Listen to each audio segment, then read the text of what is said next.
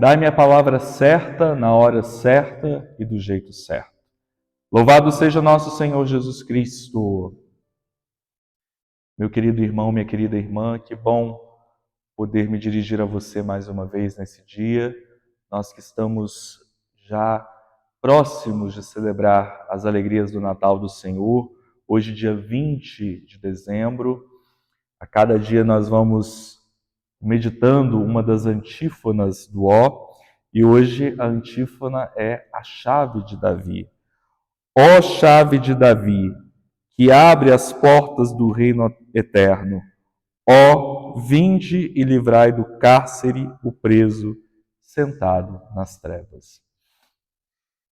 Vamos nos dispor para a escuta da palavra de Deus, rezando com confiança a oração da coleta de hoje. Deus eterno e todo-poderoso, pela anunciação do anjo, a Virgem Imaculada acolheu o vosso verbo inefável e como a habitação da divindade ficou repleta da luz do Espírito Santo, concedei que a seu exemplo abracemos humildemente a vossa vontade. Por nosso Senhor Jesus Cristo, vosso Filho, que é Deus, e convosco vive e reina na unidade do Espírito Santo, por todos os séculos dos séculos. Amém. Meus irmãos, a palavra de Deus que a liturgia nos propõe está em Lucas capítulo 1, versículo de 26 a 38. O Senhor esteja convosco. Proclamação do Evangelho de Jesus Cristo segundo Lucas.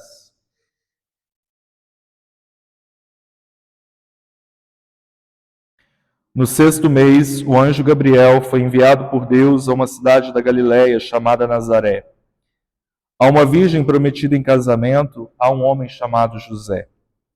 Ele era descendente de Davi, o nome da virgem era Maria. O anjo entrou onde ela estava e disse: Alegra-te, cheia de graça, o Senhor está contigo. Maria ficou perturbada com essas palavras e começou a pensar qual seria o significado da saudação. O anjo então disse-lhe: Não tenhas medo, Maria, porque encontraste graça diante de Deus. Eis que conceberás e darás à luz um filho, a quem porás o nome de Jesus. Ele será grande, será chamado Filho do Altíssimo, e o Senhor Deus lhe dará o trono de seu pai Davi. Ele reinará para sempre sobre os descendentes de Jacó, e o seu reino não terá fim. Maria perguntou ao anjo: Como acontecerá isso se eu não conheço homem algum? O anjo respondeu: O Espírito virá sobre ti, e o poder do Altíssimo te cobrirá com sua sombra. Por isso, o menino que vai nascer será chamado Santo, Filho de Deus. Também Isabel, tua parenta, concebeu um filho na velhice. Este já é o 6º mês daquela que era considerada estéril, porque para Deus nada é impossível. Maria então disse: Eis aqui a serva do Senhor. Faça-se em mim segundo a tua palavra. E o anjo retirou-se. Palavra da salvação. Glória a vós, Senhor. Amados e amadas de Deus, ao nos aproximarmos da celebração do Natal, a liturgia nos propõe esse texto, todos nós conhecemos, da Anunciação. O que nós poderíamos, a partir dessa leitura, pensar e, ao mesmo tempo, contemplar desse mistério que nós estamos celebrando? Primeiramente, nós devemos ter em mente que o projeto do Pai era que o seu Filho um dia viesse ao mundo. Mesmo se o ser humano não tivesse pecado, mesmo se os nossos pais não tivessem pecado, Jesus teria vindo ao mundo. Porque Jesus faz parte do projeto original de Deus. A palavra de Deus nos diz que Jesus Cristo é o Verbo eterno do Pai. E foi por meio dele que todas as coisas foram feitas. Então Jesus é a plenitude do ser humano, é a plenitude da criação. Jesus é a palavra final de Deus para nós. Tudo aquilo que nós precisamos saber sobre Deus foi nos revelado em Jesus.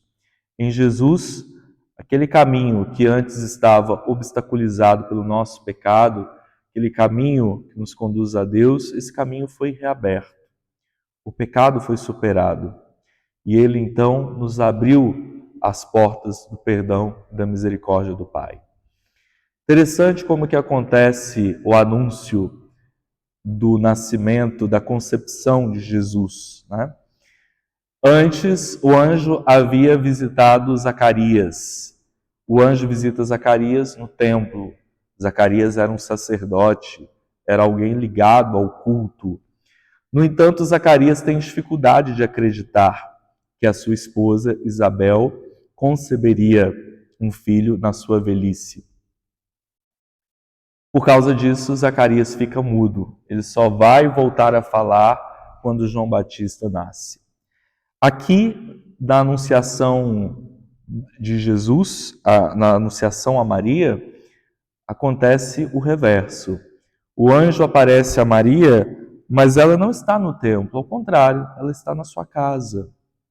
Ela está no ambiente fora daquele ambiente que era considerado sagrado. O anjo aparece a Maria não em Jerusalém, que era a capital, era a cidade mais importante, mas ao contrário, aparece numa terra pagã, a Galileia, onde habitava uma população misturada, que não era assim tão pura como os judeus de Jerusalém. O anjo não aparece a uma pessoa ligada à religião, como era o sacerdote Zacarias. Aparece a uma moça simples, humilde, como tantas do seu tempo. Maria, sim, era uma mulher religiosa, mas ela mesma não era pertencente à classe sacerdotal, à classe religiosa do seu povo. Era uma moça simples e humilde. Então, o projeto de Deus começa na simplicidade, começa na humildade. Quando o anjo diz a Maria que também Isabel concebeu um filho na velhice, o anjo lhe diz: para Deus nada é impossível. Então Deus pode recomeçar a história a partir da simplicidade, da humildade. Aliás, ele conta com os simples e os humildes, que acolhem com mais facilidade o seu projeto, como Maria, que mesmo num primeiro momento, tendo ficado perturbada, buscado saber como que se daria aquele algo extraordinário que o anjo lhe comunicava, ela se dispôs. Ela deixou que o Pai fizesse nela a sua obra. E de Maria, então, nos veio Jesus, o Emanuel, que significa Deus conosco. Nele, como eu disse, Deus realizou a sua promessa. Ele está sempre conosco, em todos os momentos da nossa vida. Então, que como Maria, mãe de Jesus, ela que se dispôs para acolher o Verbo de Deus, que também nós possamos dispor o nosso espírito, o nosso coração, para que Jesus renasça mais uma vez em nós. Que Deus abençoe você e que a Mãe Maria te cubra com o seu manto materno hoje e sempre. Amém.